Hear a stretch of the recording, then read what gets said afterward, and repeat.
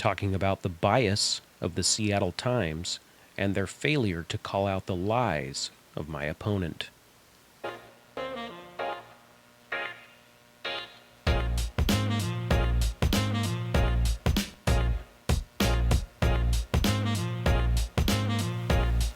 Hey, what's going on Facebook Live? I want to do a quick stream here and talk about the bias of the Seattle Times and their failure to call out the lies of my opponent, Davina Duerr.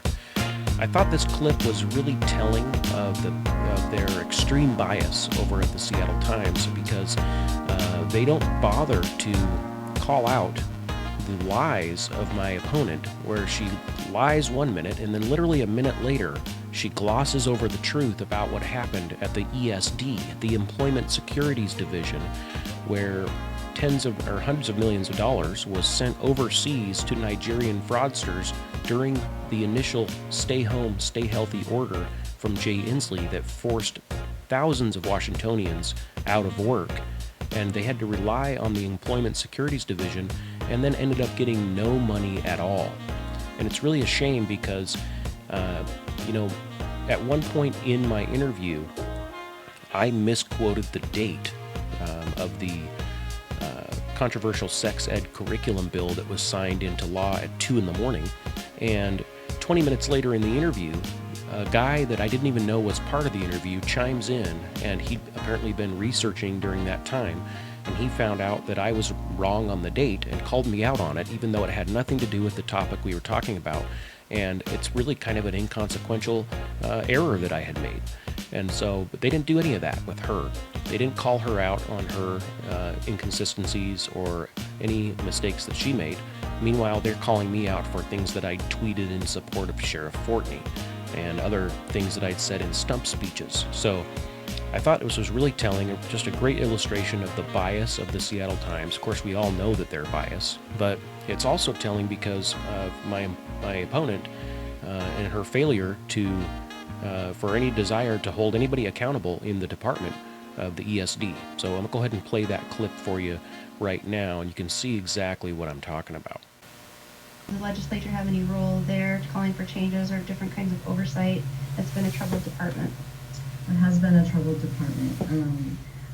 I think I read recently that they found that there was a computer glitch which made them vulnerable to the attacks, which caused a large amount of money to be given out for fraud.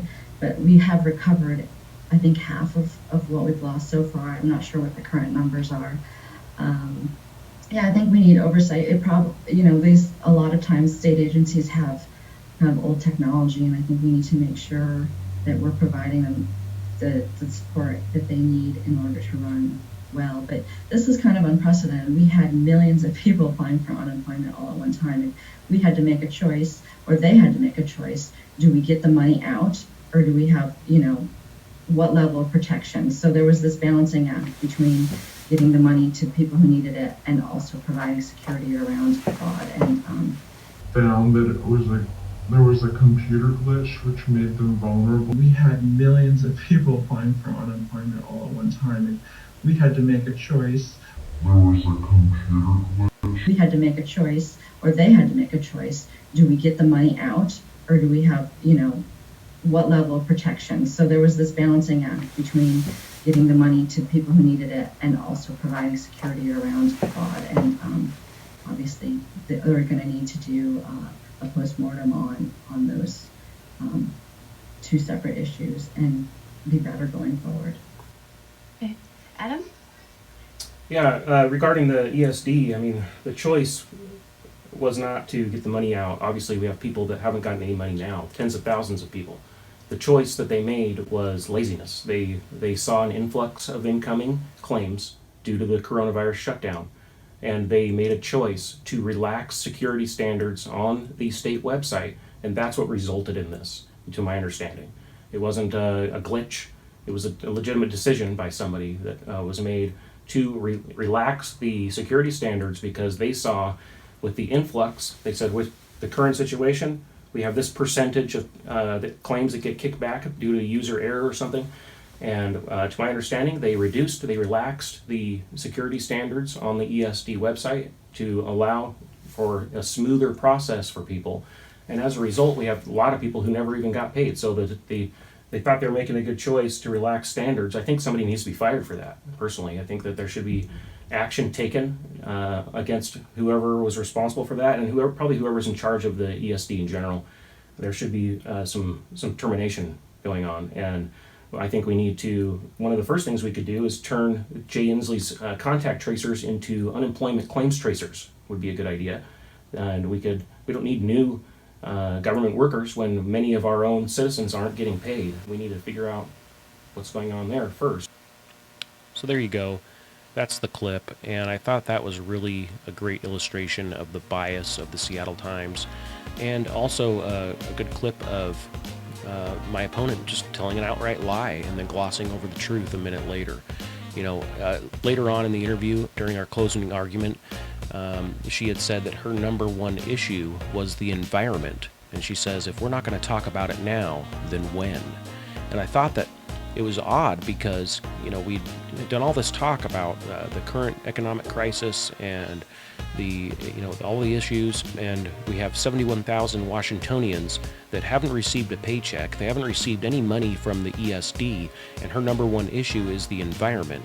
And she wants to raise our taxes. She wants to increase spending for government programs to take care of the environment, instead of addressing the very real need of Washingtonians that are out of work and that are, shut down and forced to stay home and forced to lose their jobs. We've had 1,300 businesses or more closed down in just the Seattle area. Now Boeing is leaving.